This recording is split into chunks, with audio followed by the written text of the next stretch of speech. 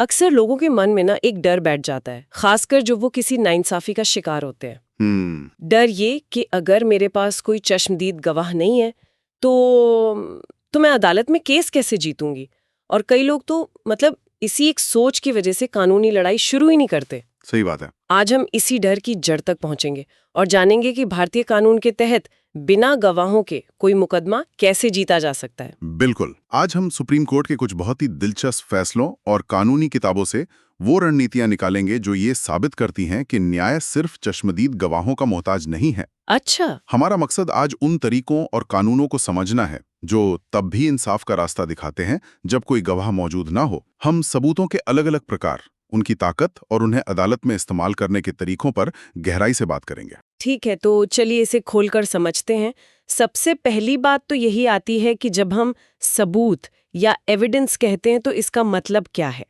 मतलब एक आम इंसान के लिए तो सबूत का मतलब है कोई ऐसा व्यक्ति जो कटघरे में खड़ा होकर कहे, जी जज साहब मैंने इन्हें ये करते हुए देखा था। और यही सबसे बड़ी गलतफहमी है।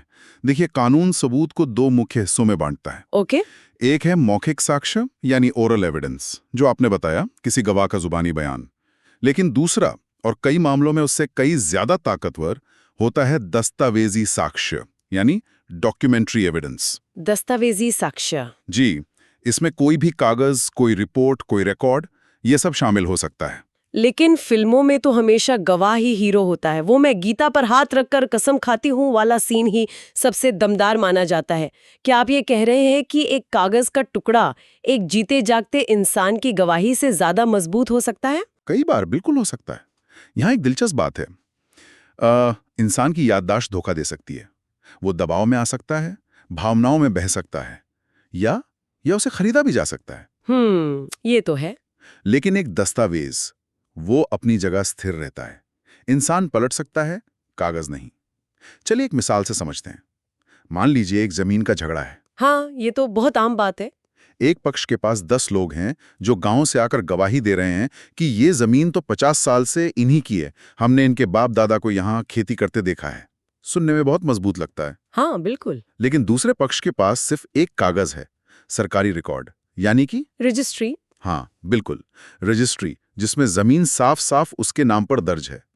अब आप बताइए, अदालत किसकी बात मानेगी? जाहिर है सरकारी कागज की। तो मतलब 10 लोगों की जुबान पर एक सरकारी मोहर भारी पड़ गई। ये तो कमाल है। एग्जैक्टली। ये तो हुई सिविल मामलों की बात, लेकिन ये क्रिमिनल केस में भी उतना ही सच है। अच्छा। ही नहीं है। सही है। ऐसी स्थिति में पीड़िता की जो मेडिकल रिपोर्ट होती है वो एक बेहद शक्तिशाली दस्तावेजी साक्ष्य बन जाती है। वो रिपोर्ट अपराध की पुष्टि कर सकती है, चोटों का ब्यौरा दे सकती है और मतलब पूरे केस की बुनियाद बन सकती है। तो पहला सबक तो ये है कि सिर्फ गवाहों के पीछे भागने की जरूरत नहीं है, मजबूत कागजात भी केस जिता सकते हैं। ठीक है। तो कागजात और गवाह, लेकिन उस सिचुएशन का क्या जहां ये दोनों ही गायब है? मतलब बिल्कुल नो एविडेंस जोन, न किसी ने देखा न कोई रिपोर्ट है। क्या वहां केस खत्म हो जाता है? नहीं, और यहाँ बात वाकई दिलचस्प हो जाती है। जब पारंपरिक सबूत मौजूद नहीं होते तब कानून अपना एक, कह लीजिए, ब्रह्मास्त्र इस्तेमाल करता है। ब्रह्मास्त्र? जी, इसे कहते हैं संस्वीकृति या स्वीकृति यानी कन्फेशन और एडमिशन। इकबालिया बयान। हाँ बिल्कुल। इसका मूल सिद्धांत बहुत ही मनोवैज्ञानिक है। देखिए, कानून ये मानकर चलता है कि कोई भी व्यक्ति बिना किसी ठोस वजह के अपने हितों के खिलाफ, मतलब खुद को फंसाने वाली बात नहीं कहेगा। इसलिए अगर कोई ऐसा करता है तो उस बात में बहुत वजन माना जाता है। लेकिन ये तो फिल्मों में होता है। असल में कितने लोग कोर्ट में आकर कहेंगे, जी हाँ जज साहब मैंने ही जुर्म किया है? ये तो बहुत कम होता होगा। आपका कहना सही है। अदालत के सामने सीधा इकबाल करना, जिसे जुडिशियल कन्फेशन कहते हैं, वो कम होता है। लेकिन अगर ऐसा हो जाए तो केस वहीं खत्म हो जाता है, किसी और सबूत की जरूरत ही नहीं पड़ती। अच्छा। पर इसके अलावा भी दो और बहुत मजबूत स्थितियां हैं। दूसरी है परिवार के सदस्यों के सामने किया गया इकबाल। परिवार के सामने मतलब अगर मुल्जिम ने घर आकर अपने भाई या माँ बाप को बताया हो कि उसने क्या किया है? जी, अगर परिवार का कोई सदस्य अदालत में आकर ये गवाही दे कि अभियुक्त ने उनके सामने अपना जुर्म कबूला है, तो ये एक बहुत महत्वपूर्ण साक्ष्य माना जाता है। पर क्या अदालत परिवार के बयान पर आसानी से भरोसा कर लेती है? मतलब हो सकता है कोई पारिवारिक झगड़ा हो, कोई दबाव हो या किसी रंजिश में फंसाने की कोशिश हो रही हो। बहुत अच्छा सवाल है। अदालत ऐसे बयानों को बहुत सावधानी से परखती है। वो ये देखती है कि गवाही देने वाले का बर्ताव कैसा है, क्या उसकी बातों में कोई विरोधाभास है और क्या कोई और वजह हो सकती है जिसकी वजह से वो ऐसा बयान दे रहा हो। हम्म। लेकिन अगर अदालत को ये यकीन हो जाए कि गवाही सच्ची है, तो ये केस का रुख मोड़ सकती है। और तीसरी स्थिति क्या थी? तीसरी स्थिति है स्वतः प्रेरित साक्षी की। ये बहुत ही अनोखी और शक्तिशाली होती है। स्वतः प्रेरित। मान लीजिए कोई घटना हुई और वादी को कोई गवाह नहीं मिल रहा, लेकिन कोई ऐसा अनजान शख्स जिसका दोनों पक्षों से कोई लेना देना नहीं है, वो बस अपनी अंतरात्मा की आवाज सुनकर या अखबार में खबर पढ़कर खुद अदालत पहुंच जाए अरे वाह। और कहे कि मैं इस घटना के बारे में कुछ बताना चाहता हूं, मैंने ये होते हुए देखा था। अच्छा। ऐसे गवाह पर अदालत बहुत भरोसा करती है, क्योंकि माना जाता है कि उसका कोई निजी स्वार्थ नहीं है, वो सिर्फ और सिर्फ सच के लिए वहां आया है। ऐसे एक गवाह की गवाही कई बार दूसरे पक्ष के भाड़े किए गए 10 गवाहों पर भारी पड़ जाती है। और मुझे ये जानकर बहुत हैरानी हुई कि ये कोई नया जादुई नियम नहीं है, ये तो पहले से ही हमारे कानून का हिस्सा रहा है। मुझे याद है पुराने भारतीय साक्ष्य अधिनियम की धारा 134 में भी ऐसा कुछ था। आपने बिल्कुल सही पकड़ा, वो सिद्धांत हमेशा से था। लेकिन अब नए भारतीय साक्ष्य अधिनियम यानी BSA 2023 की धारा 139 ने इसे और भी मजबूती और स्पष्टता दे दी है। अच्छा, तो अब और मजबूत हो गया है। जी, इसने कानून की दुनिया के एक सुनहरे नियम को बाकायदा लिख दिया है। साक्ष्य को तौला जाना चाहिए, गिना नहीं जाना चाहिए। Evidence is to be weighed, not counted. वाह, ये लाइन तो अपने आप में बहुत कुछ कह जाती है। मतलब अदालत में गवाहों की परेड कराने का कोई मतलब नहीं है। It's quality over quantity. बिल्कुल, इसे ऐसे समझिए कि आप सब्जी खरीद रहे हैं। 10 सड़े हुए टमाटरों से बेहतर है एक ताज़ा और रसीला टमाटर। सही बात है। अदालत भी सबूतों को इसी तरह देखती है। एक भरोसेमंद डॉक्टर की मेडिकल रिपोर्ट या एक सच्ची गवाही 20 ऐसे गवाहों की भीड़ पर भारी पड़ सकती है जिनकी कहानियां आपस में मेल नहीं खाती या जो दबाव में लग रहे हैं। ये बात तो उन लोगों को बहुत हिम्मत देगी जो सोचते हैं कि मेरे पास तो सिर्फ एक ही गवाह है, मैं केस कैसे लड़ूंगी। उन्हें ये समझना होगा कि उनका एक मजबूत गवाही काफी हो सकता है। यकीनन, कानून गुणवत्ता देखता है, मात्रा नहीं। ठीक है, अब सबसे मुश्किल पहेली पर आते हैं। न कोई चश्मदीद, न इकबालिया बयान और न ही कोई सीधा साधा कागज। बस कुछ बिखरी हुई कड़ियां हैं, कुछ शक हैं। यहाँ कानून क्या करता है? यहाँ परिस्थितिजन्य साक्ष्य यानी सर्कमस्टेंशियल एविडेंस का रोल आता है ना, जिसके बारे में हमने बहुत सुना है। हाँ, और यहीं पर भारतीय न्यायपालिका की असली खूबसूरती दिखती है। सुप्रीम कोर्ट ने शरद बिरदीचंद साडा बनाम महाराष्ट्र राज्य के ऐतिहासिक मामले में एक सिद्धांत बनाया।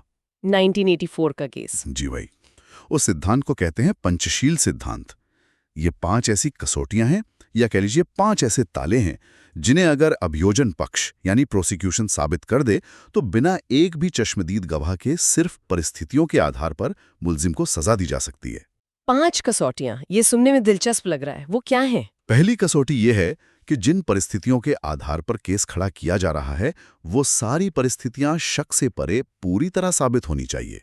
शायद ऐसा हुआ होगा से काम नहीं चलेगा, ऐसा ही हुआ था ये साबित करना होगा। ठीक है, यानी हर कड़ी मजबूत होनी चाहिए, कोई भी कच्ची नहीं। बिल्कुल। दूसरी, ये जो साबित हुई परिस्थितियां हैं ये सभी मिलकर सिर्फ और सिर्फ एक ही दिशा में इशारा करें, मुल्जिम के गुनाह की तरफ। अच्छा। अगर उन परिस्थितियों से मुल्जिम के बेगुनाह होने की भी कोई संभावना निकलती है तो केस कमजोर हो जाता है।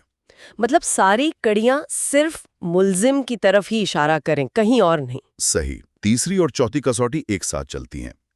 परिस्थितियां निर्णायक हों और वो मुल्जिम की बेगुनाही की हर दूसरी संभावित कहानी को खारिज करें, या कोई प्लान बी या कोई दूसरी तार्किक व्याख्या की गुंजाइश ही ना बचे। ओके। और पांचवी और सबसे जरूरी कसौटी है कि सबूतों की एक पूरी चेन बननी चाहिए, एक अटूट चेन। बिल्कुल, सबूतों की श्रृंखला इतनी पूरी और अटूट हो कि उसमें कोई गैप ना हो और वो बिना किसी शक के ये साबित कर दे कि ये जुर्म मुल्जिम ने ही किया है और किसी ने नहीं। अगर इस चेन में एक भी कड़ी टूट जाती है या कमजोर पड़ जाती है तो पूरी जंजीर बेकार हो जाती है और मुल्जिम को संदेह का लाभ मिल जाता है। बिल्कुल सही। इसे किसी असली केस से समझते हैं। आपने त्रिमुख मारुति किरायकन बनाम महाराष्ट्र राज्य के मामले का जिक्र किया था, 2006 का। वो इसका एक अच्छा उदाहरण है, जहां पत्नी की हत्या घर के अंदर हुई थी और कोई चश्मदीद नहीं था। जी, उस मामले में सुप्रीम कोर्ट ने साक्ष्य अधिनियम की धारा 106 का इस्तेमाल किया। ये धारा कहती है कि अगर कोई घटना किसी ऐसी जगह होती है जहां सिर्फ कुछ खास लोग ही मौजूद हो सकते हैं, जैसे बंद कमरे में, तो ये बताने की जिम्मेदारी उन्हीं लोगों पर होती है कि वहां क्या हुआ था। ये तो बहुत बड़ा दाव है। मतलब अगर जुर्म आपके घर में हुआ है और आप वहां थे तो आपको बताना पड़ेगा कि क्या हुआ। आप ये नहीं कह सकते कि मुझे नहीं पता। सही कहा। उस केस में पति पर यह जिम्मेदारी थी कि वो बताए कि उसकी पत्नी की मौत कैसे हुई। अभियोजन पक्ष ने परिस्थितियों की एक चेन बनाई। क्या क्या थी वो कड़ियां? पहला, हत्या का मकसद था दहेज का झगड़ा। दूसरा, पत्नी को आखिरी बार जिंदा उसी के पति के साथ देखा गया था। Okay, last scene together. हाँ, और तीसरा, घटना के बाद पति का व्यवहार बहुत असामान्य था। इन सारी कड़ियों को जब जोड़ा गया तो सुप्रीम कोर्ट ने सजा को सही ठहराया, भले ही कोई चश्मदीद नहीं था। और इसका उल्टा भी हुआ होगा, जहां चेन टूटने पर आरोपी बरी हो गया हो। हाँ, वैभव बना महाराष्ट्र राज्य 2025 के मामले में ठीक यही हुआ।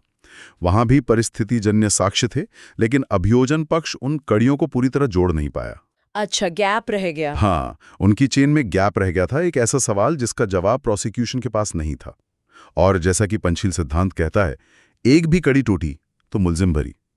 उस केस में अदालत ने आरोपी को बरी कर दिया, क्योंकि सबूतों की श्रृंखला अधूरी थी।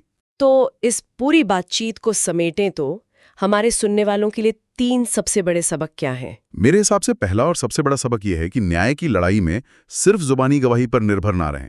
दस्तावेजी सबूत जैसे मेडिकल रिपोर्ट, जमीन के कागज, बैंक स्टेटमेंट, ये अक्सर ज्यादा ताकतवर होते हैं। और दूसरा जो मुझे बहुत दिलचस्प लगा वो है इकबालिया बयान की ताकत। अगर मुल्जिम ने किसी के सामने, चाहे वो परिवार हो या कोई और, अपना जुर्म कबूल किया है तो वो अपने आप में एक बहुत बड़ा सबूत बन सकता है। बिल्कुल। और तीसरा, हमेशा याद रखें कि कानून सबूतों की गुणवत्ता देखता है, उनकी गिनती नहीं करता। Quality over quantity. हाँ, आपका एक मजबूत और सच्चा सबूत सामने वाले के 10 झूठे और कमजोर गवाहों पर भारी पड़ सकता है। ये बात गवाहों की कमी से डरने वालों को बहुत हिम्मत देती है। तो असल में ये कानून हमें क्या बता रहा है? क्या ये बता रहा है कि सच को साबित करने के हमेशा रास्ते होते हैं, बस हमें उन्हें जानना होता है? बिल्कुल। इसका बड़ा संदेश यही है कि हमारी न्याय प्रणाली हमारी सोच से कहीं ज्यादा लचीली और तर्क पर आधारित है। वो सिर्फ देखी सुनी बातों पर नहीं चलती। कानून का आखिरी मकसद सच तक पहुंचना है, और इसके लिए वो हर तरह के तार्किक सबूत का स्वागत करता है। इसलिए जैसा कहा गया है, जुर्म को सहे नहीं, जुर्म से लड़ें।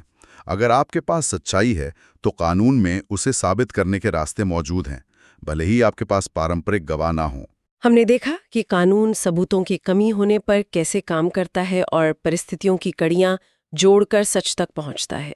लेकिन यह बातचीत एक बहुत ही दिलचस्प सवाल खड़ा करती है जिस पर सोचा जा सकता है। आज के दौर में जब टेक्नोलॉजी हर पल नए डिजिटल गवाह पैदा कर रही है, जैसे हमारे फ़ोन का लोकेशन डेटा, व्हाट्सएप मैसेजेस, हर गली नुक्कड़ पर लगे सीसीटीवी कैमरे, तो आने वाले दशक में सबूतों की पूरी श्रृंखला का मतलब कैसे बदलेगा? क्या ये डिजिटल निशान परिस्थितिजन्य साक्ष्यों को लगभग प्रत्यक्ष साक्षी के बराबर मजबूत बना देंगे? और हमारी अदालतों को इन नए डिजिटल सबूतों की सच्चाई और भरोसे को परखने के लिए किन नए सिद्धांतों की जरूरत पड़ेगी?